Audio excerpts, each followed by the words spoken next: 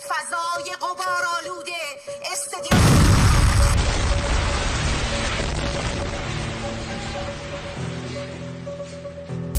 یونس شادلو سردبیر گروه دفاعی خبرگزاری صدا و سیما.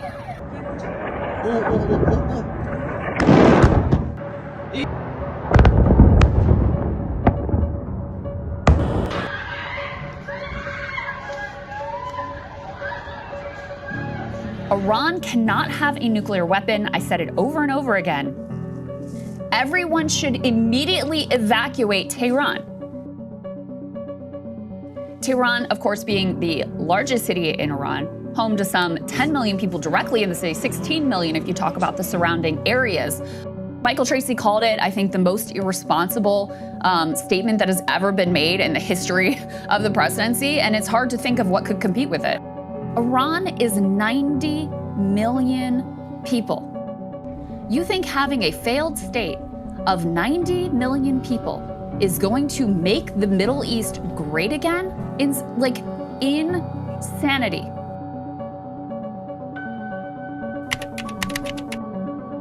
Iraq is reconstituting its nuclear weapons program. Saddam Hussein has held numerous meetings with Iraqi nuclear scientists. It could have a nuclear weapon in less than a year. If you take out Saddam, I guarantee you that it will have enormous positive reverberations on the region. And this is a tyrant who is feverishly trying to acquire nuclear weapons. You lied about weapons of construction. You lied about connections to 9/11. You sent me to Iraq. My friends are dead. You know, when we first got in there, started looking around and didn't find anything, you get that kind of sinking feeling that, uh-oh.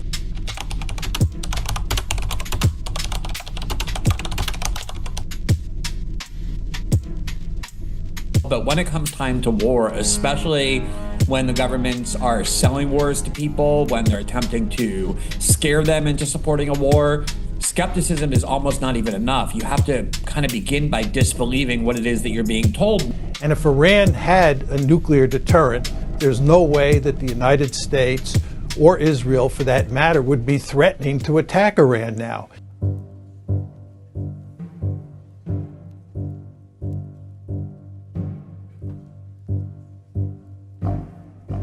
Is that the most insane thing anyone's ever heard? Are people right now, is their biggest problem Iran? Can you imagine knocking on the door of a double-wide trailer and grabbing a person who is 5 months away from being homeless in our country and asking them their biggest problem? How do you think the word Iran is going to come up much? We are totally captured at this point on the question of Israel's war with Iran. So for them, he's enemy number one. Yeah. Look, they also tried to kill me, but I'm his junior partner. I'm his junior partner. When did you tell President Trump you were going to launch these strikes? Look, I've been in constant contact with President Trump, and obviously we informed our American friends and President Trump, our great friend, ahead of time. Now, we did. He knew about it, of course. Today, we sat down with Ali Shamkhani, the military, political, and nuclear advisor to Iran's supreme leader. He said Iran also wants a deal. Yes, we are ready. Shamkhani is one of the few people in Iran authorized to speak about the sensitive negotiations. We can definitely have better relations with the U.S. Shamkhani said that Iran is willing to commit to never having a nuclear weapon, to getting rid of its stockpiles of highly enriched uranium, to only enriching to a level needed for civilian use, and to allow inspectors in to oversee it all, in exchange for lifting all sanctions immediately. He said Iran would accept that deal tonight.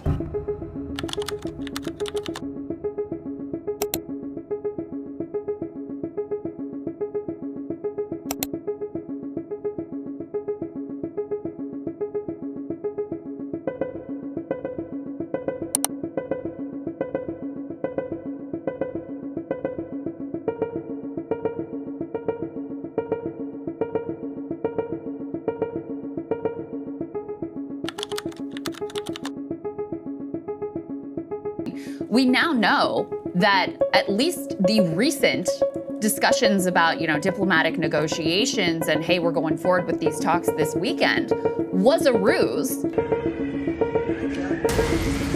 And a top advisor to Iran's supreme leader has died after being injured in an Israeli attack.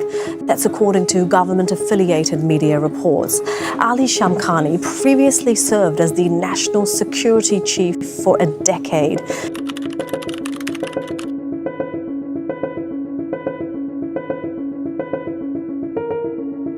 We actually have members of the Israeli government who are tweeting out pictures of the son of the Shah of Iran, basically insinuating that they are going to re-implement the monarchy on the people of Iran. It's like 1953 all over again. The Shah who had fled to Rome comes home. Iranian oil may again flow westward.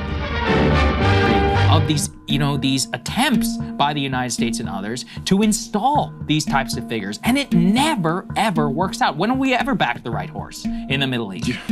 Yeah, and of course, look, installing the Shah to begin with in 1953 is a huge part of the reason why we have the current government in Iran that we have, which is a horrible, repressive government that does not give their people liberty, and we should all, oppose that. But the thing is that war is so much worse. It's like Saddam Hussein was a brutal, oppressive dictator also, but the worst thing that ever happened to the people of Iraq was George W. Bush invading the country.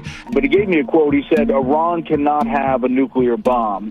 We're hoping to get back to the negotiating table. We'll see.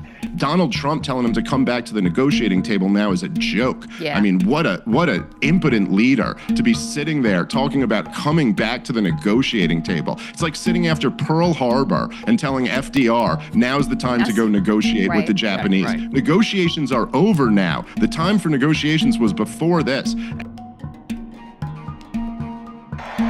I will end the war in Ukraine, I will stop the chaos in the Middle East, and I will prevent World War III from happening, and you have no idea how close we are. Yeah, Donald Trump, looks, and man, I supported him this last year. I apologize for doing so. It was a bad calculation. At the time, it seemed like the right one. But he should be impeached and removed for this one. All of his supporters should turn on him. It's the absolute betrayal of everything that he ran and campaigned on and everything that he stood for. And I will say, despite the fact that, Donald Trump supporters have been labeled like a cult following, and that certainly is true for a percentage of his supporters, he is going to lose his coalition over this.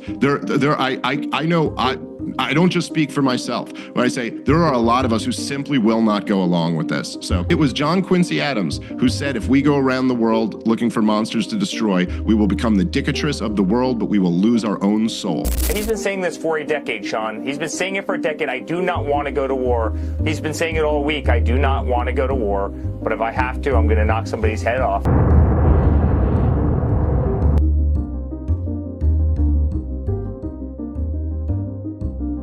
It would take Iran about 12 months to enrich enough nuclear material for a single nuclear weapon. United States Secretary of State Antony Blinken is warning that Iran is potentially just months away or less from nuclear breakpoint. Iran is 2 months away from a nuclear weapon, and it's a victory to get them 1 year away? Iran could be less than a month away from building a nuclear weapon. I mean, Netanyahu has made 2 tough-talking TV appearances, saying that Iran is just months away from making a nuclear bomb. If not stopped, Iran could produce a nuclear weapon in a very short time. It could be a year, it could be within a few months. They have the wherewithal, the stored up, preserved knowledge to make a bomb very quickly if they wanted to do it. Iran is so dangerous. Weeks away from having the fissile material for an entire arsenal of nuclear bombs. They're very close. They're 6 months away from being about 90% of having the enriched uranium for an atom bomb. Iran is gearing up to produce 25 bombs, atomic bombs a year, 250 bombs in a decade. Ladies and gentlemen, time is running out.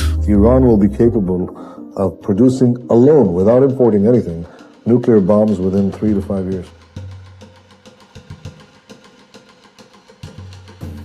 They can't have a nuclear weapon. Very simple. They can't have a nuclear weapon. We're not going to allow that.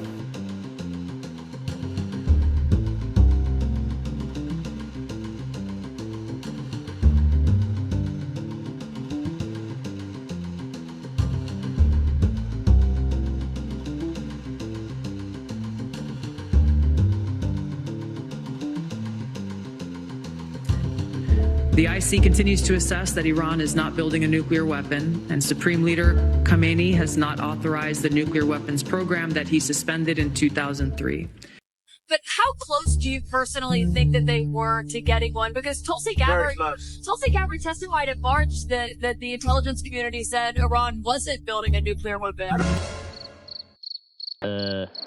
I don't care what she said. I think they were very close to having it. This is a unilateral action by Trump and Israel basically saying our own Western intelligence is bullshit. But what drives me crazy, and I'm sure it must you as well, is we have the same actors literally the same people who lied us into the war in Iraq now really repeating so many of the same things about weapons of mass destruction. Glenn Beck, who was on television talking about how America would be greeted as liberators, he apologized in 2014. But you know, Glenn, he's back now to actually saying, this time around, they're going to be greeted as liberators. These are 12ers. They are followers of a branch of Shiite Islam that believes not just in the return of the messianic figure called the Mahdi, but also that his return can and must be, in their words, hastened or accelerated. And the only way to do that is to, quote, using their words, wash the world in blood. Okay, I think I'm out at that. You know, that's my first stop on the train, and I'm like, I'm going to get off here, please. They hate our way of life. They choose. I mean, this is 03. This is the same thing. You could probably copy and paste that. You know, it's like, well, what are we doing here, Glenn? Also, isn't it kind of ironic that we're supposed to be scared of Iran because they have a messianic religious belief and like a third of the Congress wants to arm and support Israel no matter what because of their messianic view that doing so is necessarily for the return of Jesus, who's then going to send all Jews and other non-believers to hell. But that's a little detail that Israel doesn't mind because they don't actually believe that and they're happy for the support. Growing up in Sunday school, I was taught from the Bible, those who bless Israel will be blessed, and those who curse Israel will be cursed. And from my perspective, I want to be on the blessing side of things. Of those who bless the government of Israel? Those who bless Israel is what it says. It doesn't say the government of, it says the nation of Israel. We are commanded as Christians to support the government of Israel? We are commanded to support Israel. And what does that mean, Israel? We're told those who bless Israel will be blessed. So that's what that's what God is talking about. The nation of Israel, yes. So is that the current borders, the current leadership? He's talking about the political entity called Israel?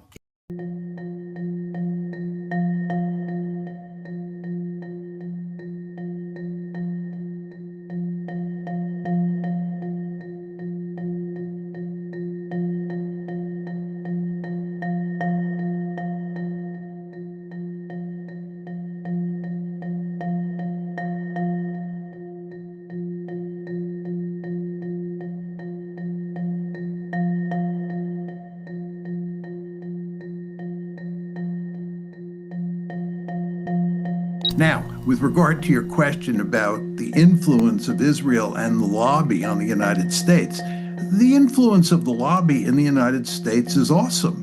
There's just no question about that. This is a war for Israel.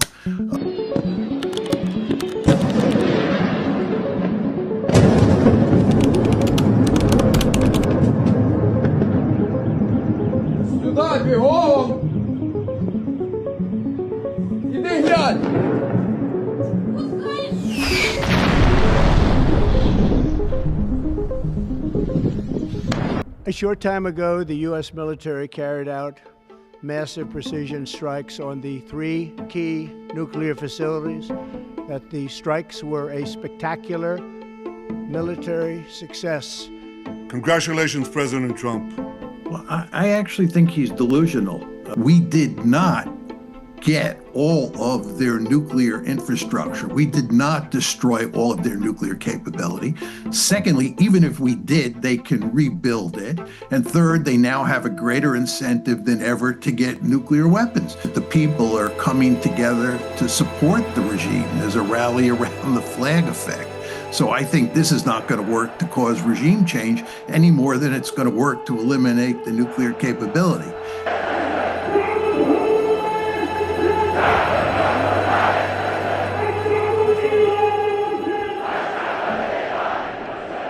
It will be a disaster, and it will have ramifications for years to come. Decades. It will keep us embroiled in the Middle East. You're the country I was warned about most, but the one I wish I didn't have to leave so soon. The people who told me not to visit are the ones that have never met the real you. On the news, we just see the scary men, not the ones that dance in the park and turn twirling into a competitive sport, or the fathers that love their sons more than a thumbs up in the family group chat. We just see women in hijab. We don't see the fighters, the cyclists, or the generation of mothers teaching their daughters to demand more. Ireland put you on the do not travel list. Maybe so we don't see that a country under 50 years of sanctions has an incredible metro, and all we have for a GDP per capita leading economy is a mini train that stops at red lights. You've shown me that what we see on the news is a low-light reel of government decisions. It's not a reflection on the beauty of the land and people. You're a country of people that stop to give you tea, refill your bottles with ice water on the move, and empty their trees to fill your bags with fruit. Where the entrance to every house lets you know how many smiling faces to expect inside. But some of the smartest and hardest working people I've ever seen make a few euro a day. I hope the optimism they have for the future is correct, and it won't be long until everything improves. Our president will start a war with Iran because he has absolutely no ability to negotiate. He's weak and he's ineffective.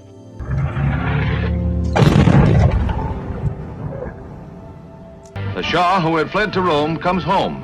Iranian oil may again flow westward.